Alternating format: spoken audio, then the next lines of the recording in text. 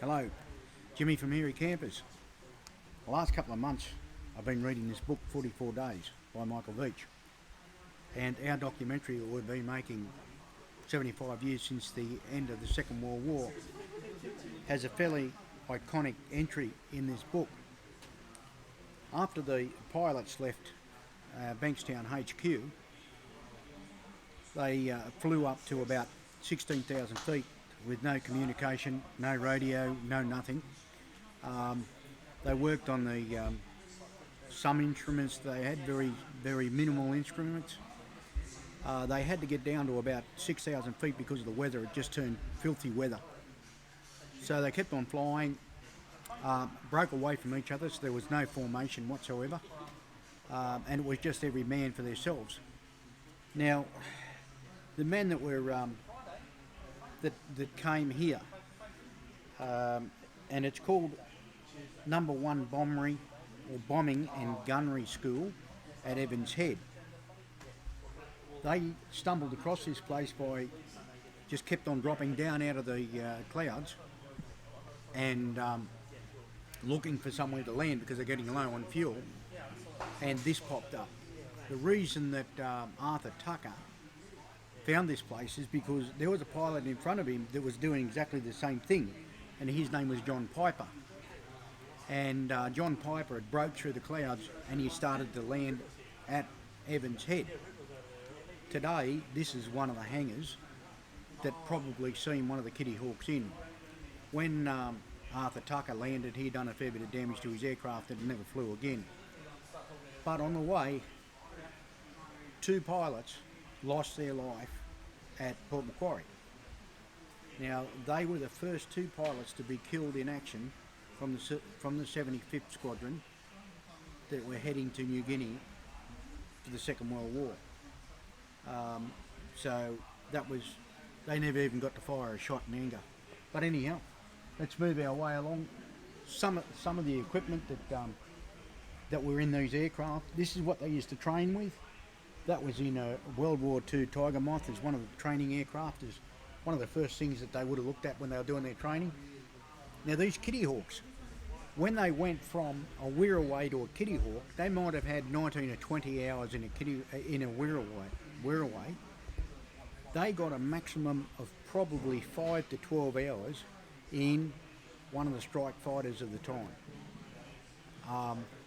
What had to happen here is they had to send so many aircraft to New Guinea for the shortfall until such times as the Americans could get involved in New Guinea against the Japanese.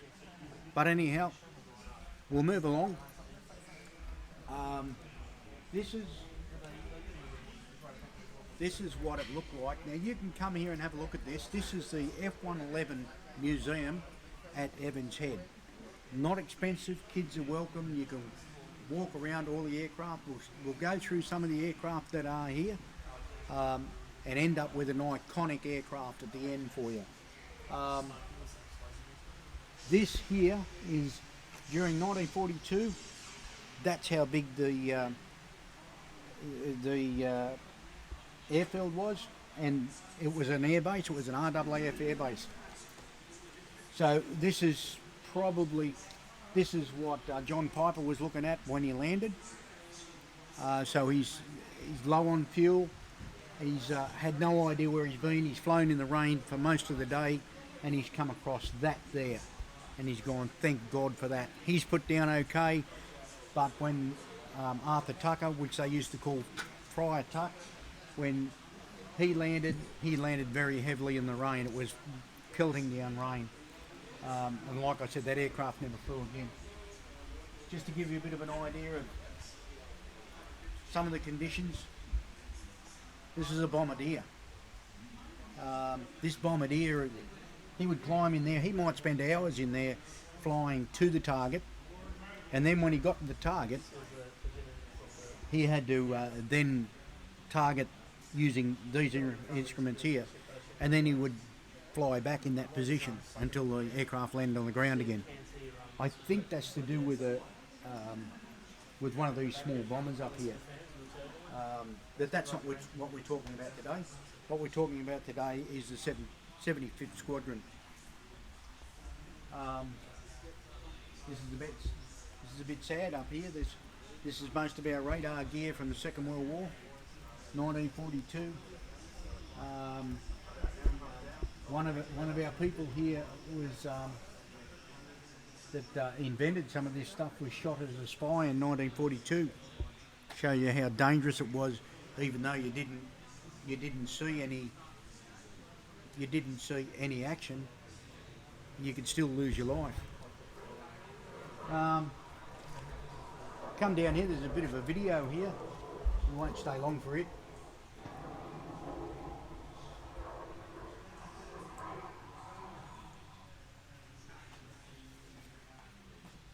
The lady that was telling me that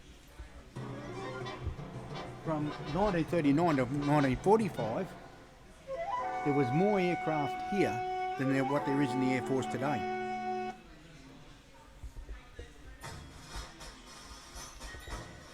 So we'll move along.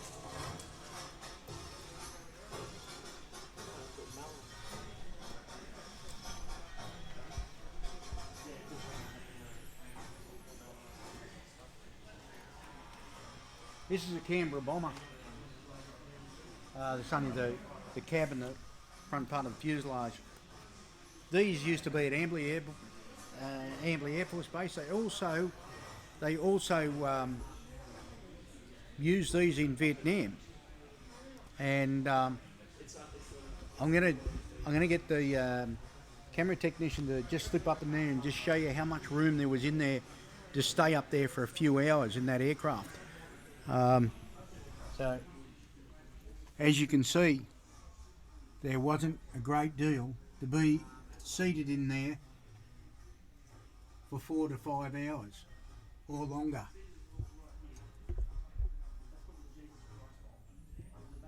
But anyhow, this has got nothing to do with the 75th Squadron. This is a Canberra bomber. This was a jet-powered aircraft a lot later. Move along with some of the ultralights that they've had. This is all at this museum here at Evans Head. So if you get to Evans Head, it's worth a look. Like I said, it's not dear and kids are welcome. Because of COVID-19, you used to be able to climb in the cab of another aircraft, which is an iconic one. I'll show you up here. And you could also get in one of the helicopters, but because of COVID-19, that stopped. But anyhow, that's the way it is today, and that's what we need to do to keep ourselves safe. Moving along, this is the complete Canberra.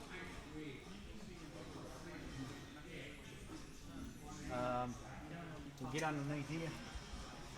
There's probably not much more you can see, but I remember these at Amberley. They used to be out the front of Amberley Air Force Base on the New England Highway. You can see them there. As we go right around,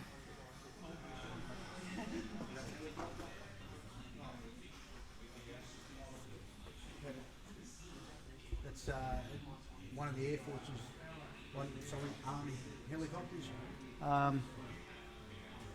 You know, if we didn't have COVID, we could get in them. But anyhow, like I said, Evans Head, it's worth a look. It's worth a look. It really is. So we'll go down here to an Anson, and basically with the Anson, I want to show you what primitive aircrafts look like. That's basically the frame, the skeleton of the aircraft. Very, very primitive compared to the composites they've got today on all different aircraft that they have today. And you know, there was wood, there was plywood in the engines. Some of these aircraft were made up of wood. This is probably about 1950s that they used these aircraft. But moving along, we'll go around the front here and I'll show you a radial engine.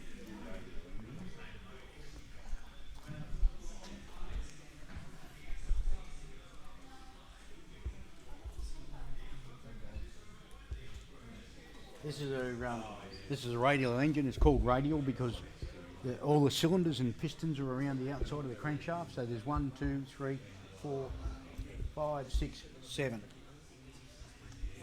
Now, the Boomerang, which was our only fighter we ever had a 14-cylinder radial engine. That is one of them with another one behind it. That's the 14-cylinder radial. That's the same engine that was in the. That's the same engine that was in the DC3, the 14-cylinder. Moving along.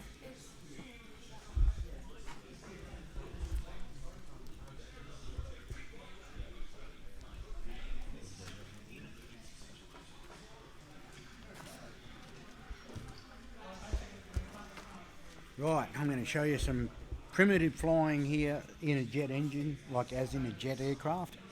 I've seen one of these in action, and like I said, they're primitive. We're going back to the Korean War, and this is a MiG-15, but this one's a trainer because it has two seats. You have pilot seat and you have trainer seat. So what I'll do is try and get Mr. Wilson to go up them steps without falling down, and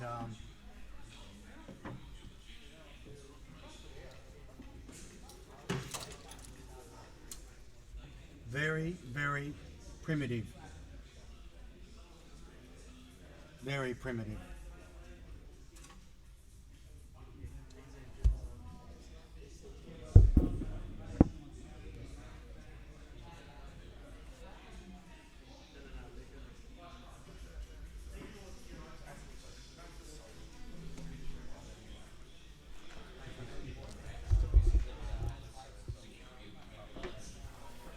As you would have been able to see in that, this is Russian built. Or this one may have not been built in Russia. It may have been built in Czechoslovakia. But that's the kind of flying they used to do.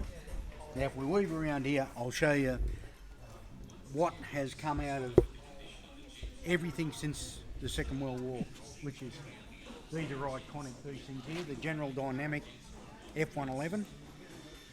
We used them from the 70s right up to 2000.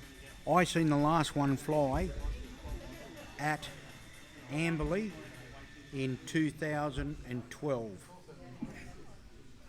They flew there. I was watching them being phased out with the Super Hornet. The Super Hornet was taking their place. We can wander up fairly close. At Amberley Air Force Base, one of these had a failure within the landing gear, so they had to put it on its belly. It was a fairly successful landing. It's on YouTube if you want to have a look at it. I think it belongs to one of the pilots, one of his channels. I'm not sure, but we're just going to look at the size of the landing gear, and I'm like, huge. Yeah. Had a fair bit to do with these aircraft. Magic bit of gear. They have a thing which they call a metamorphosis wing, which that's the swing wing. We'll run into another one when we get to Darwin. I'll take you to the back and I'll show you something down the back. A lot of people ask me about this. How does this happen?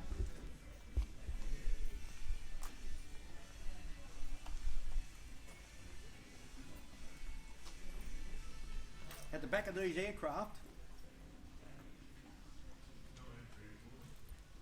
this is the afterburner right here. That's the afterburner. That's the part that makes the big bang and crack that comes out of the back of them and gives them a lot more power when they're taking off or looking for more speed.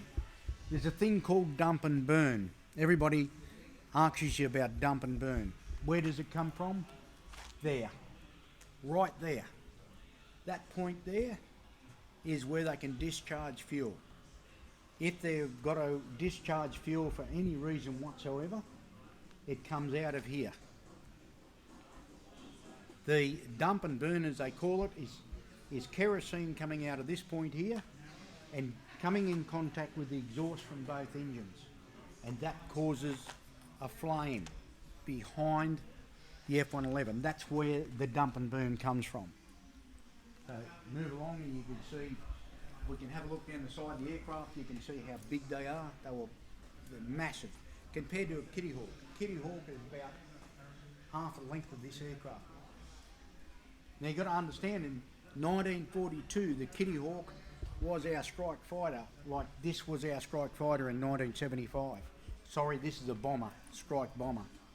A lot of people did say they were a fighter bomber, but they probably not as good as fighter as they were bomber. Dump and burn, if we just turn, I'll take you down here and show you what dump and burn is. This is dump and burn. That there is the fuel coming out of that nozzle. And here's been ignited by the exhaust out of both engines. That's how, and they stumbled across that by accident. An aircraft was in trouble, had doing an emergency landing, so it was dumping fuel and it had flames coming out the back of it. So that's how that happened. Moving along.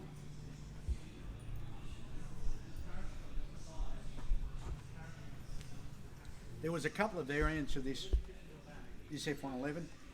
We was the last country in the world to use these. We used them right up to 2012, and we had a couple of flying still in 2013. But the magic part about them was, with this aircraft, was from there forward, from that point forward, we changed inside with the avionics about 10 times. So they were very, very up to date. In 2013, they were the most up to date aircraft that we had in Australia, as in snoop and poop. They could just about do anything, really. They were a bomber, they had radar, they had carried a gun, they had terrain following radar. You could switch it onto autopilot and it would follow the terrain at 200 feet and at astronomical speeds. And it was all driven by this point here. This is where the radar is. In this area just in here is where the radar is. Lots and lots of money's worth in avionics in that part there. That's where the terrain following radar was. They call these a pig. The Air Force called these a pig because they said that the F-111 was like a pig because its nose always pointed to the ground. That's what that does. If you look at there, its nose always points to the ground. Okay, this is iconic, this aircraft. So if you want to come down, Evans Head is the place to be. F-111 Memorial, great place. It's not expensive. It's reasonably cheap. It's only about $10 for a family, I think, or $20 for a family. It's not far at all.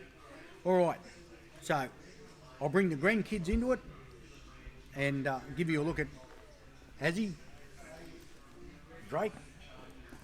They're on the way to Darwin with us to finish this video off.